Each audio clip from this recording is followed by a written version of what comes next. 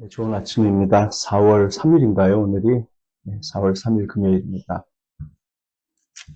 자, 우리 특별 새벽기도 마지막 날, 성금요일 새벽기도 하나님 앞에 올려드리겠습니다. 기도드립니다. 은혜가 풍성하신 하나님, 감사와 찬양을 드립니다. 우리같이 죄 많은 사람들을 구원하시기 위해서 모진 고통을 당하시고 끝까지 속죄의 형벌, 죄값을 대신 치르시는 형벌을 받으시기 위해 순종하신 우리 예수님께 감사와 찬양을 드립니다. 오늘 이 마지막 시간 통해 저희들 모두가 예수님께 더 가까이 다가가고 예수님의 마음을 더 깊이 깨달으며 주님께서 기뻐하신 뜻대로 신앙생활을 할 수 있는 저희가 되도록 은혜 베풀어 주시옵소서. 예수님의 이름으로 기도합니다. 아멘. 찬송가 147장입니다. 147장 거기 너 있었는가 그때의 147장 찬양드리겠습니다. 147장 거기 너 있었는가.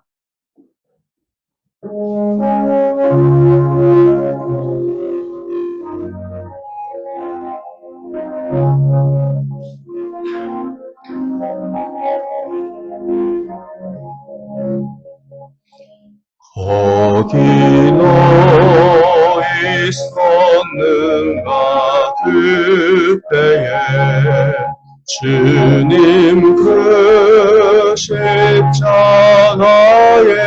달릴 때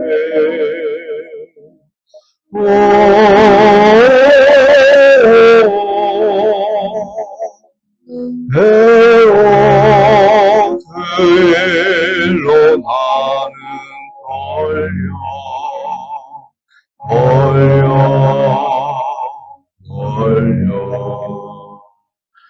거기 너 있었는가 그때에 거기 너 있었는가 그때에 주님 그 나무 위에 달릴 때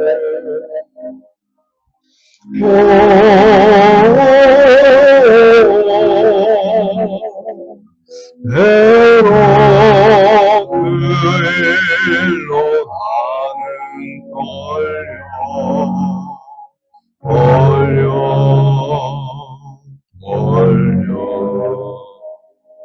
거기 너 있었는가 그때에 거기 너 있었는가 그때에 해가 그 밝은 빛을 잃을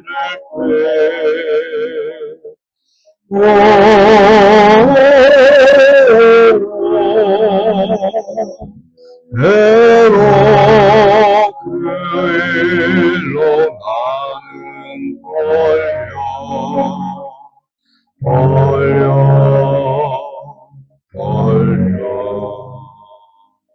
거기 너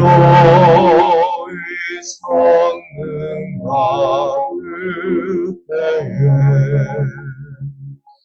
거기 너 있었는가 그때에 주님 그 무덤 속에 니일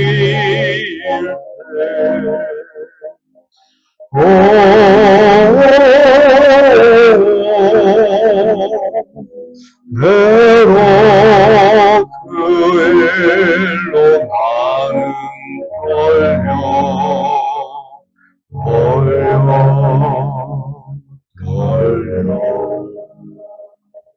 거기 너 있었는가 그때에 거기 너 있었는가 그때에 주님 그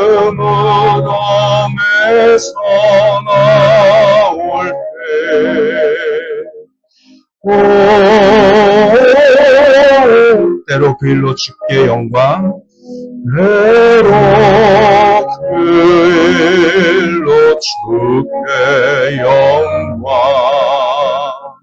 영광, 영광. 거기로 이 성능과 그때에. 아멘. 네, 오늘은 마지막 5번째 승리의 말씀, 맡김의 말씀, 승리의 말씀, 맡김의 말씀 전하겠습니다. 요한복음 19장 28절부터 30절까지의 말씀입니다. 제가 읽어드립니다. 요한복음 19장 28절부터 30절. 그 뒤에 예수께서는 모든 일이 이루어졌음을 아시고 성경 말씀을 이루시려고 목마르다 하고 말씀하셨다. 거기에 신 포도주가 가득 담긴 그릇이 있었는데 사람들이 해면을 그 신 포도주에 듬뿍 적셔서 우슬초 대에다가 꿰어 예수의 입에 갖다 대었다. 예수께서 신 포도주를 받으시고서 다 이루었다 하고 말씀하신 뒤에 머리를 떨어뜨리시고 숨을 거두셨다. 아멘. 자, 우리는 십자가에 달리신 예수님의 말씀과 그리고 나타나는 현상들 안에서 하나님으로서의 거룩한 신성, 하나님 되심을 봅니다. 가장 뜨거운 시간인 정오부터 3시간 동안 해가 빛을 잃고 온 땅이 어두워졌습니다. 그리고 이러한 상황에서 예수님께서는 마지막으로 인간은 이해할 수 없는 초자연적인 지식과 초자연적인 통제의 힘을 우리에게 보여주시고 계십니다. 전지라는 것은 모든 것을 아는 것이죠. 하나님께 속한 것입니다. 또 전능, 모든 것을 할 수 있고 모든 것을 통제할 수 있는 것을 뜻하죠. 오직 하나님께만 속합니다. 하나님은 모든 것을 아시고 모든 것을 통제하십니다. 이것이 바로 하나님으로서의 신성, 하나님 되심입니다. 이제 우리는 예수님의 신성을 이 말씀을 통해서 보게 됩니다. 요한복음 19장 28절부터 30절까지의 세 구절을 통해 묵상하겠습니다. 그 뒤에라고 나오죠. 28절 그 뒤에. 즉 어머니와 사랑하는 제자 요한에 대한 의무를 다 하신 후에 예수께서는 모든 일이 이루어졌음을 아시고 성경 말씀을 이루시려고 목마르다 하고 말씀하셨다. 자, 모든 일이 이루어졌음을 아셨다라고 그랬습니다. 이것이 바로 예수님의 전지전능하심입니다. 예수님은 모든 일이 다 이루어졌음을 어떻게 아셨을까요? 예수님은 전지전능한 눈으로 거룩한 이 구속의 구원의 일정을 한 걸음 한 걸음 나아가시면서 구약 성경의 모든 예언의 세부 사항을 성취하고 계셨거든요. 그래서 이제 마지막 성취할 것 딱 하나 남았다라는 것을 예수님은 알고 계셨습니다. 그분은 자신이 정확히 어디에 계신지 알고 계셨고 스스로 마음속으로 이렇게 되뇌이셨을 거예요. 자, 이제 모든 일이 다 이루어졌음을 나는 안다. 단 한 구절의 성경 말씀만 이루어지면 이제 끝이야. 그래서 28절 마지막에 예수님은 이렇게 말씀하십니다. 목마르다.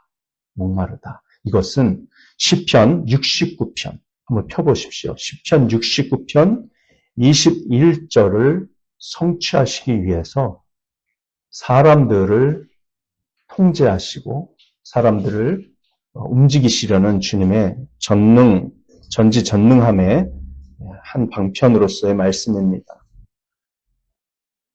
시편 69편 21절 앞부분 빼고 뒷부분부터 읽습니다. 그들은 나에게 독을 타서 주고 목이 말라 마실 것을 달라고 하면 나에게 식초를 내주었습니다. 맞습니까? 네. 그들은 나에게 독을 타서 주고 목이 말라 마실 것을 달라고 하면 나에게 식초를 내주었습니다. 그리스도의 죽음에 대한 예언의 말씀이에요.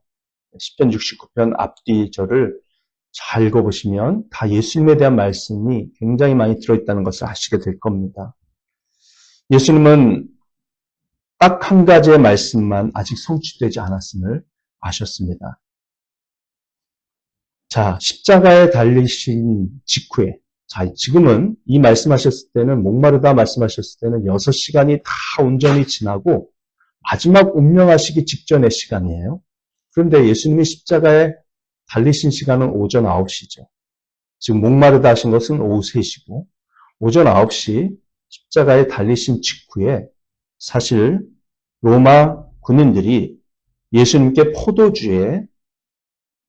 포도주에다가 쓸개를 타서 주려고 했었습니다. 마시게 하려고 했었어요. 그것은 사실은 진정제인 담즙이었습니다만 예수님은 그것을 마시려고 하지 않았습니다. 예.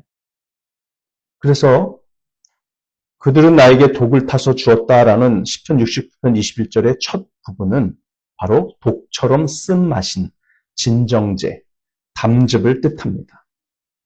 담즙, 쓸개.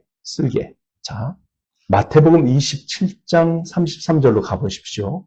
마태복음 27장 33절부터 35절이 그것을 기록하였습니다. 마태복음 27장 33절. 그들은 골고다 곧 해골곳이라는 곳에 이르러서 포도주의 쓸개를 타서 예수께 드려서 마시게 하였으나 그는 그 맛을 보시고는 마시려고 하지 않으셨다. 자, 그러니까 십자가에 못 박히시기 직전이네요. 그죠? 네. 포도주에 쓸개를 타서 마시게 하였으나 그 맛을 보시고는 마시지 않았다는 거예요. 혀끝에만 대신 거죠. 그들은 예수를 십자가에 못 박고 나서 제비를 뽑아서 그의 옷을 나누어 가졌다. 네. 가장 처음에 부분에 이런 일이 있었다는 것을 마태복음 17장에 보여줍니다. 로마 군인들, 즉 사형 집행관들은 십자가형으로 죽는 사형수들에게 항상 그래왔듯이 예수님께도 담즙, 쓸개가 섞인 포도주를 마시게 하려고 했었습니다. 그것은 십자가에 못 박히는 순간 늘상 해온 일이고 누구나 바라던 일입니다. 사형수라면요. 왜냐하면 담즙이 섞인 포도주를 마셔야만 그나마 감각이 어느 정도 마비되어서 고통을 거의 느끼지 않은 채 죽어갈 수 있었기 때문입니다. 사형수에 대한 마지막 배려였겠죠. 당연히 다른 2명의 강도는 담즙 섞인 포도주를 마셨을 겁니다. 왜 로마 군인들이 이것을 마시겠을까요? 배려이기도 했지만 또한 자기들을 위한 거기도 합니다. 너무나 고통스러운 이 십자가 고통을 오롯이 느끼면서 사형수들이 죽어가면 끊임없이 소리를 질러댈 겁니다. 왜냐하면 숨을 쉬기 위해서 이렇게 올라갔다가 내려갔다 하는 것을 거의 1분에 한 번씩 반복하는데 너무 고통스러우니까 그 소리를 지를 수밖에 없거든요. 그거 듣기 싫은 거죠. 로마 군인들이. 그러니까 고통을 느끼지 않으면 소리도 덜 낼 거 아니에요. 자기들을 위해서라도 이 담즙이 섞인 포도주를 사형수들한테 줬다고 저는 생각을 합니다. 예수님은 죄에 대한 형벌의 고통을 다 당하는 것으로도 모자라 다 느끼기까지 원하셨습니다. 그래서 다른 2 강도는 당연히 이걸 마셨겠지만 예수님은 담즙 섞인 포도주를 맛만 보시고 이거 담즙이구나. 이거 마시면 내가 고통을 못 느끼는데 하고는 안 마신 거예요. 그런데 이제 하나의 예언 성취만 남겨두었습니다. 그것까지도 예수님은 아셨습니다. 무엇이죠? 시편 69편 21절의 끝부분입니다. 목이 말라 마실 것을 달라고 하면 나에게 식초를 내주었습니다. 라는 말씀. 그 성경 말씀이 성취되어야 함을 아셨기에 목마르다라고 말씀하신 겁니다. 그래야 사람들이 식초를 가져다 줄 수 있으니까요. 이제 로마 군인들은 다 죽어가는 예수님에게 굳이 신포도주를 마시게 할 필요는 없었지만 그들은 하나님의 이끄심 아래에 있었기 때문에 예수님의 목마르다라는 힘없는 말에 응답했습니다. 하나님께서는 예언을 성취하시려고 움직이고 계셨고요. 그래서 요한복음 19장 29절 거기에 신포도주가 가득 담긴 그릇이 있었는데 어디에 있었다는 거죠? 십자가 아래에. 사람들이 해면을 그 신포도주에 듬뿍 적셔서 우슬초대에다가 꿰어 예수의 입에 갖다 대었다. 마침 십자가 밑에 식초, 즉 신포도주가 가득 담긴 그릇이 있다는 것이 흥미롭지 않습니까? 하나님은 시편 69편이 기록되게 하시던 1000년 전에도 그것을 미리 알고 계셨습니다. 로마 군인들이 해면, 즉 스펀지에 식초를 적셔 우슬초, 즉 갈대처럼 딱딱하게 마른 우슬초 줄기의 끝에 꽂아 예수님의 입에 갖다 대었습니다. 제가 우슬초 사진을 카톡으로 공유해드렸죠. 보셨나요? 네. 원래 우슬초 이거는 한자입니다. 소우, 무릎슬, 그 다음에 초는 풀이죠. 그러니까 우슬초의 줄기 마디, 이렇게 마디가 둥그렇게 생겼잖아요. 소무릎처럼. 그래서 우슬초라고 사람들이 부른 거예요. 한국 사람들은 우슬초, 한자권에선 우슬초라고 부릅니다. 히브리어로는 마요람이라고 부릅니다. 마요람. 헬라어로는 휘소포스예요. 휘소포스인데 그래서 헬라어 이름을 근거로 해서 영어로는 우슬초를 히솝이라고 합니다. 히솝. 학명으로도 히소프스예요. 히소프스. 우슬초가 마르면 끝부분이 물기를 머금기 좋게 빽빽한 조직을 가진 긴 갈대처럼 딱딱해지는데요. 이렇게 보셨잖아요. 끝에 이렇게 조직. 그래서 이것은 모든 유대인들에게 매우 잘 알려진 식물입니다. 왜냐하면 우슬초를 보면 즉시 출애굽기 12장, 출애굽기 12장 22절을 유대인들은 떠올리게 되거든요. 죽음의 천사가 이스라엘을 지나갈 때 어린 양을 죽여서 그 피를 우슬초로 찍어다가 좌우 문설주와 문지방에 다 바르라고 이렇게 했지 않습니까? 그 우슬초 끝에 그 조직, 풍성한 조직, 빽빽한 조직에 피가 머금어지는 거예요. 충분히. 그걸 탁탁 털면은 피가 그냥 아주 흥건하게 묻을 수 있는 거죠. 그럴 때 우슬초가 쓰였습니다. 마른 우슬초죠. 마른 우슬초. 유대인의 마음속에 우슬초라고 하면요. 6월절 어린 양의 죽음과 피로 인해 그들이 이집트에서 모두 살게 된 위대한 사건이 연상됩니다. 왜냐하면 매년 한 번씩 유대인들은 우슬초를 가져다가 이걸 지키니까요. 6월절을. 그런데 보세요. 예수님의 이 십자가 죽음은 진정한 6월절 의식입니다. 진정한 어린 양이고 예수님의 십자가 피가 진정한 피예요. 거기에 우슬초가 동원이 됐다는 사실이 놀랍지 않습니까? 가장 위대한 6월절 어린 양의 이 희생 제사에서 우슬초가 도구로 사용되었다는 것은 너무나도 적절한 일입니다. 하나님은 그렇게 섬세하게 역사하세요. 그러니까 정리를 하면 예수님은 처음에 감각 마비를 유도하는 담즙 섞인 포도주는 맛보고 담즙이 섞인 줄 알았으므로 마시지 않으셨고 십자가에서 6시간의 고통을 온전히 당한 후에 임종하시기 직전에는 시편 69편 21절의 마지막 예언을 성취하시려고 아무것도 넣지 않은 값싼 신포도주, 즉 식초를 마셨습니다. 그리고 운명하신 것입니다. 그로써 예수님은 모든 예언을 하나도 빠짐없이 성취하셨어요. 예수님은 모든 세부사항을 완전히 알고 계셨으며 자신이 행하신 모든 일과 병사들이 행한 모든 일을 온전히 통제하고 계셨습니다. 전지전능하신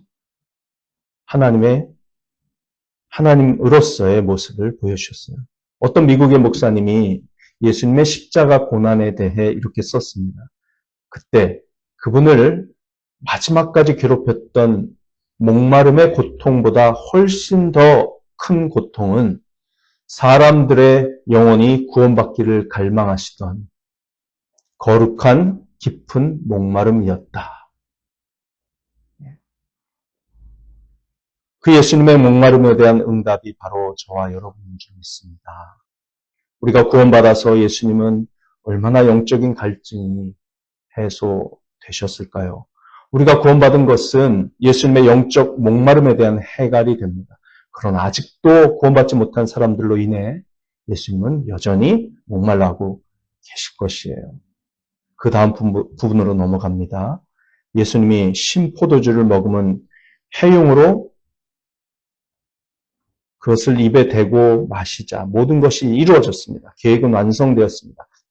요한복음 19장 30절은 이렇게 말합니다. 예수께서 신포도주를 받으시고서 다 이루었다. 테텔레스타이, 헬라어로 테텔레스타이, 다 이루었다. 집을 완료라는 뜻이죠. 다 이루었다 하고 말씀하신 뒤에 머리를 떨어뜨리시고 숨을 거두셨다. 이것이 바로 절정입니다. 그것은 단순히 죽어가는 사람의 신음이나 저주의 외침이 아닙니다. 승자의 선포입니다. 다 이루었다. 승리의 외침입니다. 예수님은 모든 것을 아셨기에 이미 끝났음을 아셨습니다. 그래서 다 이루었다고 하셨고요. 모든 세부상을 통제하고 계셨으며 영원전부터 계획해 두셨고 그분이 계획하신 대로 정확히 이루어졌으며 우리의 죄사함과 우리의 영생을 위해서 우리가 예수님을 통하여 하나님을 만나기 위해 필요한 모든 구속의 세부상까지 다 완성하신 겁니다. 그래서 집을 완료, 죄값이 다 치러졌고 형벌로 인한 고통을 내가 다 온전히 받았다라는 의미에서 예수님은 다 이뤘다라고 말씀하신 겁니다. 집을 완료. 하나님의 율법이 요구한 모든 일이 이루어졌고 예언이 예고했던 모든 것이 성취됐으며 구약의 모든 예표, 어린 양이라고 하는 예표가 유월절이라는 예표가 예고한 모든 일이 실현되었고 아버지 하나님께서 예수님께 맡기신 모든 구속의 일이 완수되었으며 우리의 구속에 필요한 모든 일이 다 행해졌습니다. 모든 것이 끝났습니다. 남은 것은 아무것도 없습니다. 대속의 대가가 취불되었습니다. 거룩한 정의가 만족되었습니다. 더 이상 할 일이 없었기에 예수님은 죽으시고 이제 3일 만에 다시 살아나신 것이죠.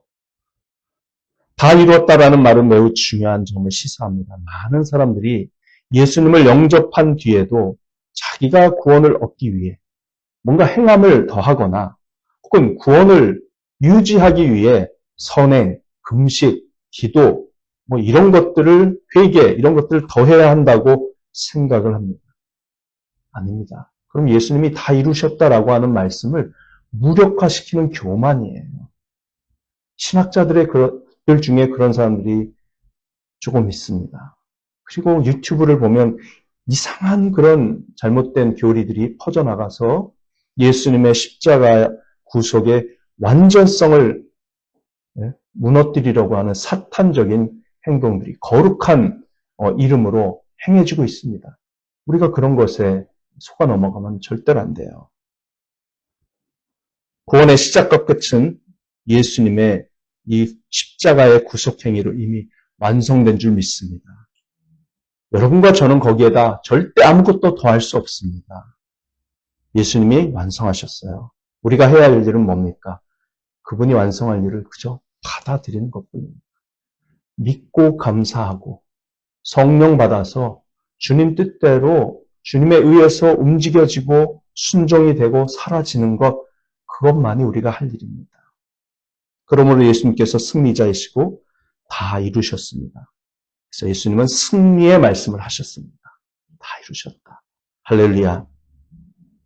누가복음 23장으로 넘어가 보겠습니다. 누가복음 23장 45절 46절은 이 장면에서 예수님의 다른 마지막 말씀을 전해줍니다. 마지막 말씀은 맡김의 말씀입니다. 맡김의 말씀. 승리의 말씀을 하신 후 맡김의 말씀을 하셨습니다. 그리고 운명하셨습니다. 누가복음 23장 45절, 46절. 해는 빛을 잃고 성전의 휘장은 한가운데가 찢어졌다. 예수께서 큰 소리로 부르짖어 말씀하셨다. 아버지, 내 영혼을 아버지 손에 맡깁니다. 이 말씀을 하시고 그는 숨을 거두셨다. 숨을 거두셨다. 이것은 갑작스러운 경련도 아니었고 갑자기 주저앉은 것도 아니었습니다. 요한복음에서는 머리를 떨어뜨리시고 숨을 거두셨다고 기록합니다. 예수님은 고개를 숙이셨어요. 그리스어 단어는 머리를 베개에 얹다라는 뜻입니다. 고개를 떨어뜨리다. 머리를 베개에 얹다. 마치 머리를 베개 위에 부드럽게 얹는 것과 같은 행동을 하는 거죠. 예수님은 다 이루었으니 이제 나는 죽겠다라고 결심하시고는 고개를 숙이시고 자신의 영혼과 육체의 분리를 단행하신 거예요. 요한복음 10장 18절에서는 바로 예수님의 이러한 죽음의 행위에 대해 주님께서 스스로 말씀하신 내용이 나옵니다. 아무도 내게서 내 목숨을 빼앗아가지 못한다. 나는 스스로 원해서 내 목숨을 버린다. 나는 목숨을 버릴 권세도 있고 다시 얻을 권세도 있다. 이것은 내가 아버지께로부터 받은 명령이다. 요한복음 10장 18절입니다. 가장 참된 의미에서 아무도 예수님을 죽이지 않았습니다. 예수님께서 스스로 생명을 내어 놓으신 것이에요. 우리에게 영생을 주시려고 자신의 생명을 내어주신 예수님을 찬양하며 그 사랑에 감사를 드리는 저와 여러분이 되기를 소망합니다. 마지막으로 주님의 고통을 헤아리고 더욱 감사의 마음을 가지기 위해 십자가에 달리신 예수님에게 일어난 신체적인 변화를 좀 더 자세히 설명을 드리고 말씀을 마치겠습니다. 먼저 로마 군인들은 십자가에 못 박기 전에 죄수에게 잔인한 채찍질을 합니다. 예수님은 채찍질을 당하셨죠. 채찍은 보통 39개의 가죽 가닥으로 이루어져 있었고 그 가닥 끝에는 쇠구슬이 박혀 있었습니다. 채찍으로 맞을 때마다 구슬들 때문에 깊은 상처와 멍이 생기고 상처가 벌어집니다. 또 채찍에는 그 가죽 가닥 중간중간에는 동물의 날카로운 뼈 조각들도 박혀 있습니다. 그러니까 살이 찢어집니다. 등의 척추뼈의 일부가 찢어져서 살이 찢어지니까 뼈가 드러날 정도였습니다.